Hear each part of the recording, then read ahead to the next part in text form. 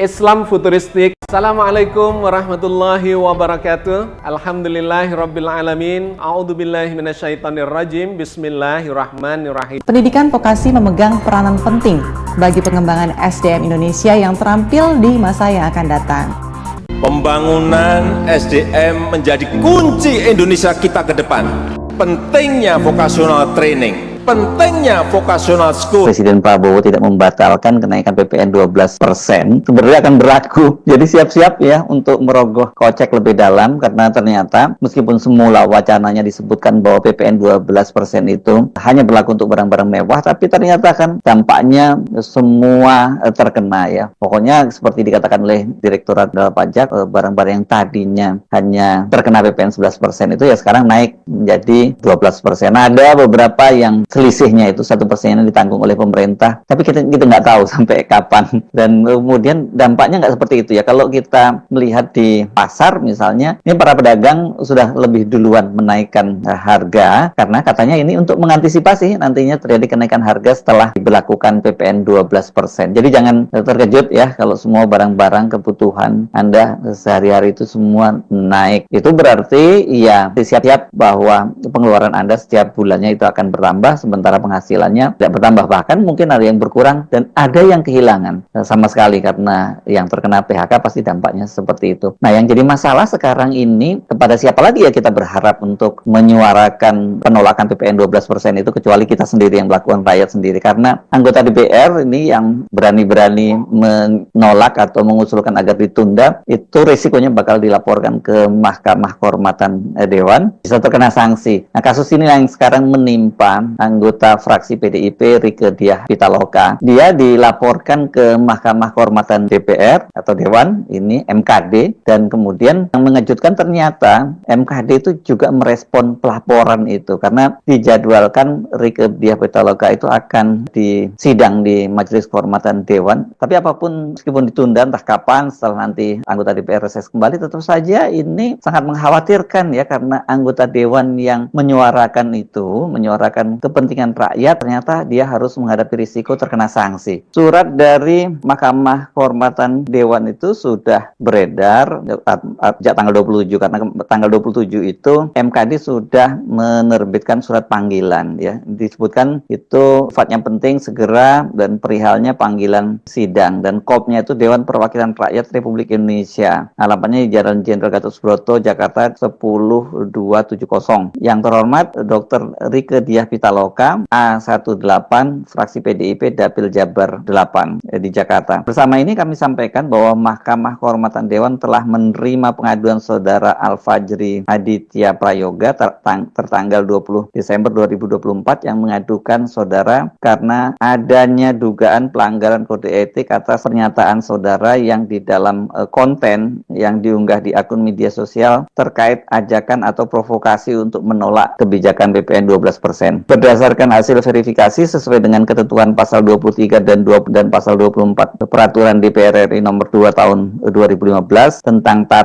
tata beracara Mahkamah Kehormatan Dewan DPR RI, maka Mahkamah Kehormatan Dewan DPR RI memanggil saudara dalam sidang Mahkamah Kehormatan Dewan acara permintaan keterangan teradu dalam sidang MKD DPR RI. Atas perhatian dan kehadiran saudara kami ucapkan terima kasih. Ini pimpinan Mahkamah Kehormatan Dewan ditandatangani Nazaruddin Dekgam, SIPA 488. Kemudian tembusan kepada pimpinan Mahkamah Kehormatan Dewan DPR RI, 2 pimpinan fraksi PDIP. Jadi bayangkan ini ya, ada anggota Dewan yang sudah menjalankan tugasnya. Kan Dewan ini kan tugasnya, ini kan dia mewakili aspirasi masyarakat, terlebih khusus lagi daerah pemilihannya. Tetapi dalam prakteknya, dan saya kira memang seharusnya seperti itu, kan anggota Dewan tidak harus terikat pada daerah pemilihannya. Manakala ada aspirasi rakyat, ya mereka harus menyuarakan itu di Dewan maupun di ruang-ruang publik lainnya. Ini kan soal penolakan PPN 12% itu, apanya yang salah ya menyuarakan soal itu, apalagi disebut memprovokasi. Ini bahasa apa ini, ada anggota Dewan disebut memprovokasi rakyat untuk menolak PPN 12%, karena tanpa diprovokasi pun penolakan terhadap PPN 12% itu sangat luas. Kalau kita lihat kemarin demo-demo mahasiswa luar biasa berlangsung sampai malam hari, dan kemudian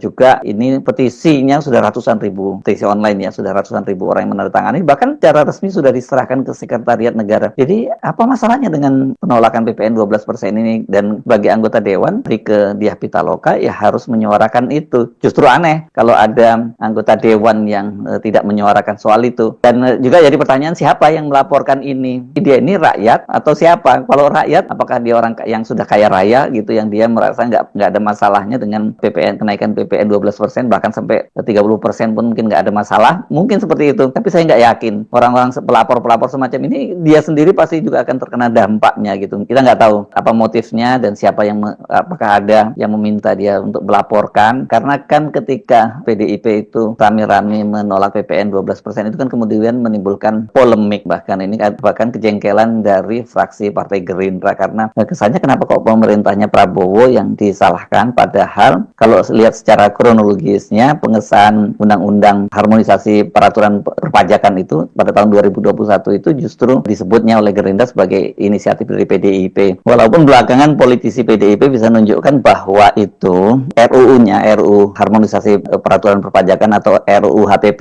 itu merupakan RUU inisiatif dari pemerintah, dari Presiden Jokowi, dan ada surat perintahnya yang diunggah di akun media sosialnya politisi PDIP Guntur Romli. Ini betul-betul aneh. Satu, yang melaporkan itu juga menurut saya aneh, karena kita bisa pastikan ini pasti rakyat biasa gitu, dan dia juga pasti akan menderita. Jadi silakan nanti menikmati ya si pelapor ini kalau sampai kemudian tetap dinaikkan 12%, dan nggak boleh teriak-teriak ya, kita mesti catat namanya ya. Namanya tadi itu adalah saudara Al-Fajri Aditya Prayoga. Rieke Diah Pitaloka termasuk yang memang sangat vokal menyuarakan ini. Saya nggak tahu setelah kemudian partainya kemudian balik badan, mungkin ada nego-nego, ada deal-deal politik, apakah dia juga akan tetap konsisten terus menyuarakan penolakan terhadap kenaikan PPN 12% ini. Karena yang dilaporkan itu kan katanya ini kaitannya dengan konten yang diunggahnya. Tetapi kita kan ingat juga pada tanggal 5 Desember lalu kalau tidak salah ya, itu ketika berlangsung rapat paripurna penutupan sidang DPR, Rieke Diah Pitaloka itu sempat menyampaikan instruksinya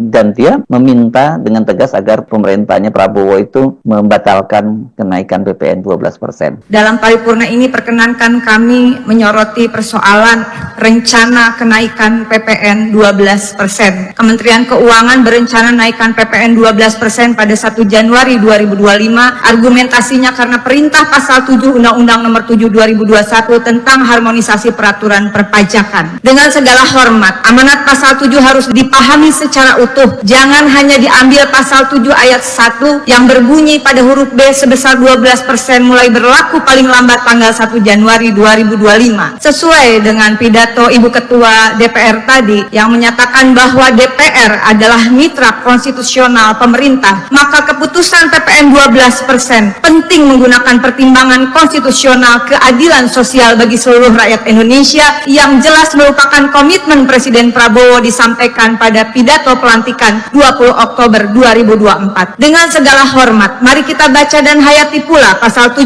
ayat 3. Tarif pajak pertambahan nilai sebagaimana dimaksud pada ayat 1 dapat diubah bukan hanya paling tinggi 15%, tapi bisa juga diubah paling rendah 5%. Dalam penjelasannya disampaikan juga bahwa keputusan naik tidaknya harus mempertimbangkan perkembangan ekonomi dan moneter serta perkembangan harga kebutuhan pokok setiap tahunnya. Pidato Ibu Ketua Umum dalam penutupan masa sidang pertama DPR RI kali ini telah mengingatkan persoalan fiskal moneter dan kehidupan masyarakat yang sedang tidak baik-baik saja. Terjadi PHK massal dan kemudian juga deflasi selama kurang lebih 5 bulan berturut-turut yang harus diwaspadai berdampak pada krisis ekonomi serta adanya kenaikan harga kebutuhan pokok. Sementara pertimbangan untuk dana pembangunan, saya sangat berharap pembangunan infrastruktur wajib dengan skala prioritas yang memengaruhi hajat hidup orang banyak, inovasi dan kreativitas mencari sumber anggaran negara yang tidak membebani pajak rakyat dan membahayakan keselamatan negara, termasuk tadi juga disampaikan sampaikan Ibu Ketua DPR segera menghimpun dan mengkalkulasikan dana-dana kasus-kasus korupsi wajib dikembalikan ke kas negara. Dengan ini, dengan seluruh kerendahan hati, saya merekomendasikan di rapat paripurna ini mendukung Presiden Prabowo. Pertama, menunda atau bahkan membatalkan rencana kenaikan PPN 12% sesuai dengan amanat pasal 7 ayat 3 dan ayat 2 Undang-Undang Nomor 7 Tahun 2021. Kedua, mendukung Presiden Prabowo menerapkan dengan tegas self-assessment monitoring system dalam tata kelola perpajakan. Pajak selain menjadi pendapatan utama negara, juga bisa menjadi instrumen pemberantasan korupsi sekaligus strategi dalam melunasi semua utang negara. Kemudian sistem ini juga akan melahirkan satu data pajak Indonesia agar negara mampu menguji SPT wajib pajak, akurasi pemetaan, perencanaan, penerimaan, dan pengeluaran negara secara komprehensif termasuk pendapatan yang legal maupun ilegal. Sistem ini insya Allah akan memastikan seluruh transaksi keuangan dan non-keuangan wajib pajak wajib dilaporkan secara lengkap dan transparan. Terakhir, mohon dukungannya dari Ibu Ketua DPR, Wakil Ketua DPR, dan seluruh anggota DPR RI, seluruh anggota DPRD di seluruh Indonesia, mahasiswa yang ada di belakang, dan rekan-rekan media. Kita beri dukungan penuh kepada Presiden Prabowo. Kita semua dan seluruh rakyat Indonesia, saya yakin, menunggu kado tahun baru 2025 dari Presiden Prabowo, batalkan rencana kenaikan PPN 12%. Terima kasih. Soal anggota DPR menyuarakan aspirasi rakyat dan kemudian berujung pada pelaporan ke Mahkamah Kehormatan Dewan itu bukan yang pertama kalinya. Dalam bulan ini saja sudah terjadi juga, tepatnya pada tanggal 3 Desember. Dan ini juga menimpa anggota fraksi PDIP Julius Setiarto. Itu pada waktu itu dia disidang di Mahkamah Kehormatan Dewan dan diberi teguran ringan, teguran tertulis karena dia katanya pada waktu itu membuat unggahan di media sosial berkaitan dengan Partai Coklat. Ini mengacu pada Polri yang pada pemilu lalu, pada Pilpres dan Pileg serta kemudian Pilkada itu banyak dimanfaatkan untuk melakukan mobilisasi memenangkan kandidat. Ya kalau di Pilpres tentu 02, kemudian seperti yang terjadi di Jawa Tengah pada Pilkada kemarin dituding polisi ini berpihak pada pasangan Ahmad Lutfi dan Tat Yasin gitu karena ini yang didukung oleh rezim yang berkuasa gitu. Nah, Julius itu rupanya katanya membuat unggahan di media sosialnya. Dan kemudian MKD memutuskan bahwa teradu yang terhormat Julius Setiarto, begitu bunyi amar putusannya, nomor anggota A234 fraksi PDIP terbukti melanggar kode etik dan diberikan sanksi teguran tertulis. Yang memimpin rapat pada waktu itu juga Ketua MKD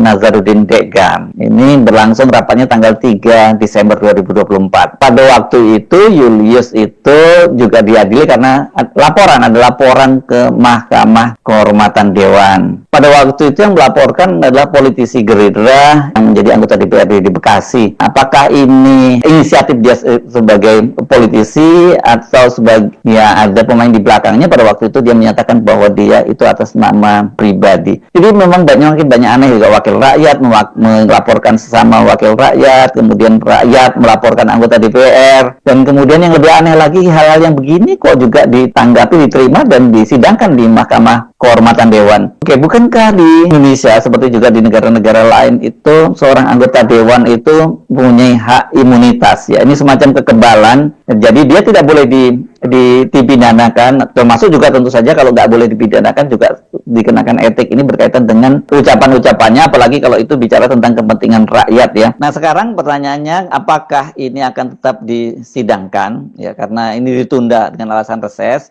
Karena sekarang kan PDIP sudah balik badan, gitu ya, soal PPN 12% ini semua fraksi di DPR itu mendukung semua, kecuali PKS tetap ngotot. Kita nggak tahu, nanti kan sekarang ini PKS juga sudah masuk di pemerintahan, apakah dia juga akan tetap pada posisinya menolak PPN 12% atau juga balik badan seperti halnya PDIP. Tapi satu hal yang saya kira ini kita sangat khawatir ya, bahwa praktek pembungkaman terhadap hak bersuara itu ternyata bukan hanya pada rakyat, bahkan sampai sekarang sudah ke DPR yang bisa menuntun kita di jalan yang diridhoinya. Amin, amin, amin ya rabbal alamin. Ya rabbal alamin. Aku qouli hadza, astaghfirullah li wa lakum. Wassalamualaikum.